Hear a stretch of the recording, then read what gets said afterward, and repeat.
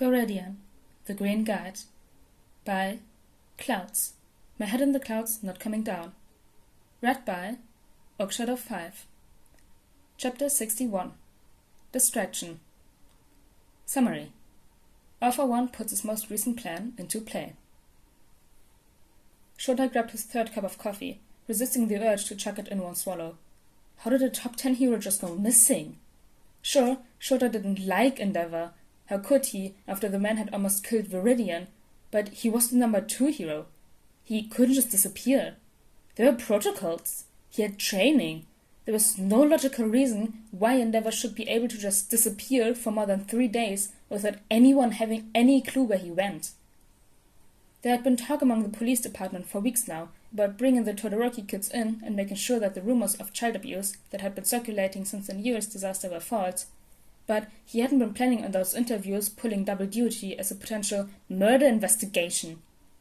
Although, honestly, with what they'd uncovered so far, it wouldn't have surprised Shota in the least if one of those 3 had just snapped and killed their sperm donor. His money was currently a not so, though Fuyumi was also a likely candidate, considering it was always the quiet ones that were full of surprises. But Shota was the only one of the quirk powerful enough to be a legitimate threat to a pro-hero. The other 2 still could have done it, but they would have had to get creative.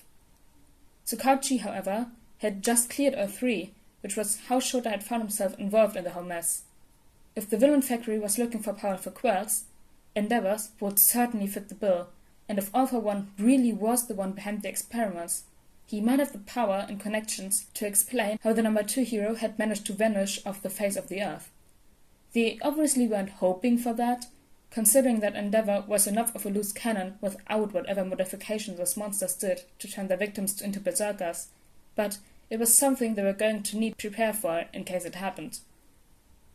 Shota left the station and hit the rooftops. He knew it wasn't likely that he would be able to find a critical lead in the case tonight, but the sooner they closed down the villain factory, the better. The Hero Commission and Endeavor's agency were both working overtime to keep Endeavor's disappearance from the media, but Shota knew they'd only be able to manage that for so long. People were already starting to notice that Endeavor hadn't made any public appearances and were beginning to speculate as to why.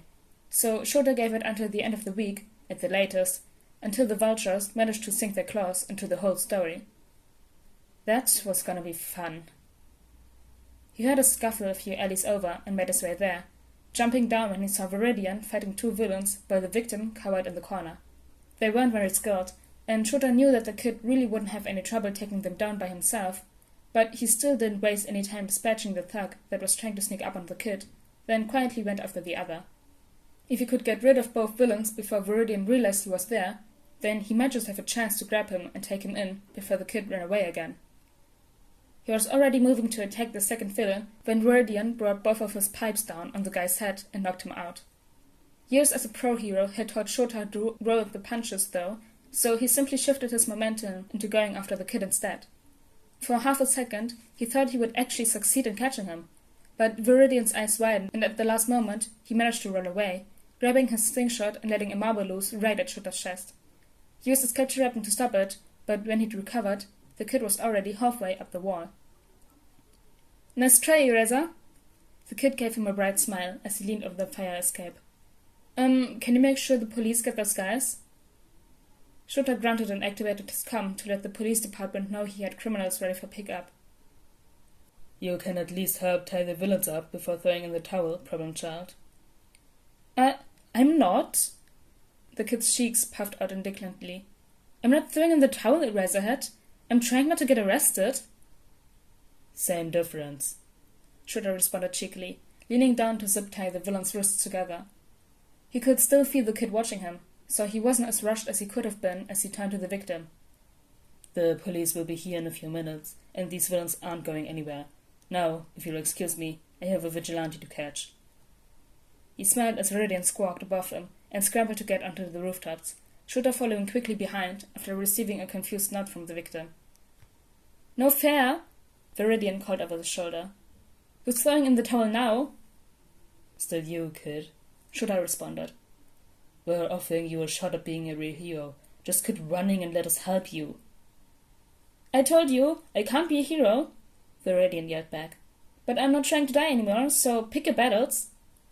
The easy admission made Shota stop in his tracks, and Viridian glanced behind him and stumbled to a confused stop as he realized Shota was no longer chasing him.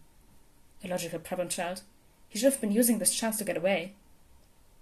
Viridian looked at him nervously. Did I say something wrong?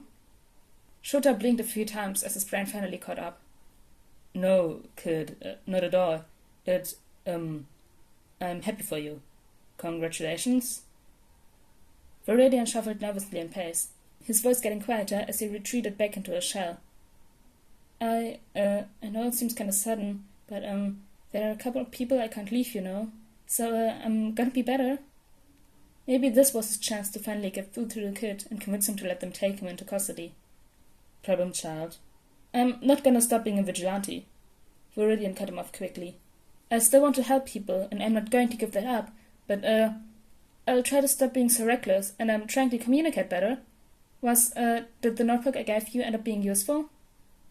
Shota sighed.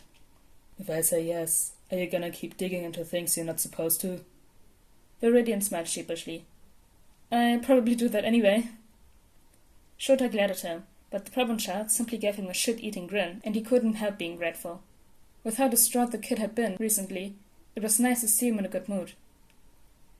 In the spirit of better communication, Shota said finally, looking around. Thankfully, he couldn't see or sense any other presences, so they would be fine to discuss the case, at least for now. There's something that we're keeping out of the media for now, but we think the villain factory might be behind it. Since you refuse to keep your nose out of the case, you should probably be prepared. All right.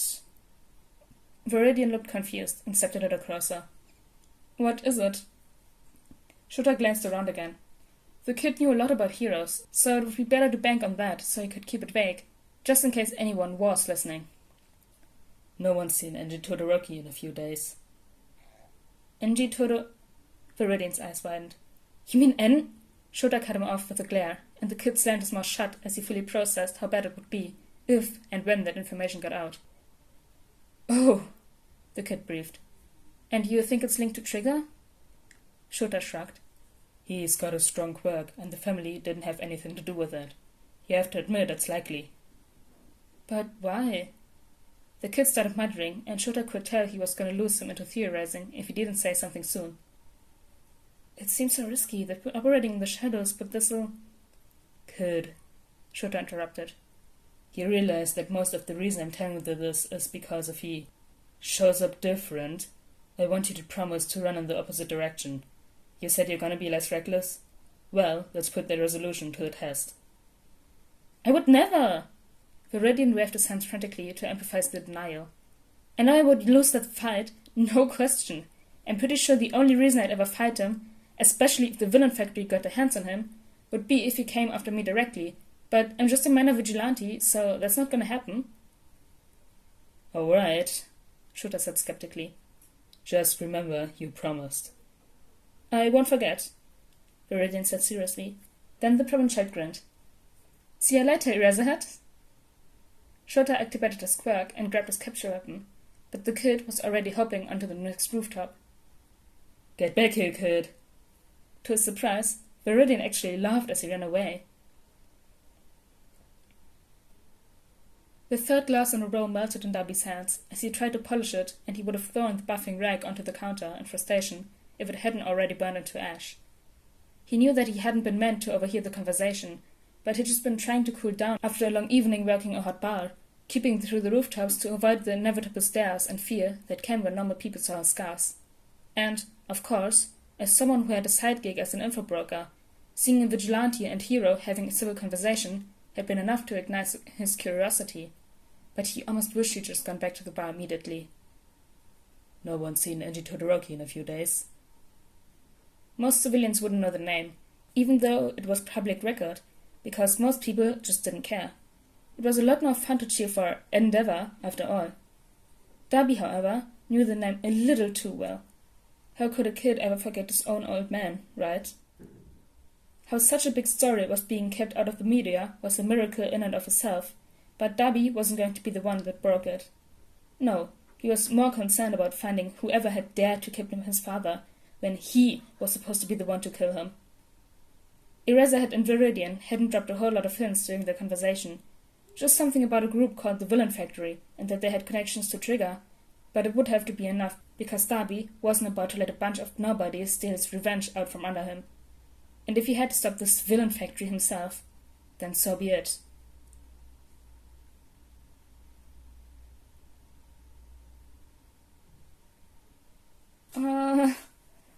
Now we see what happened to Endeavor. He got kidnapped by the Villain Factory.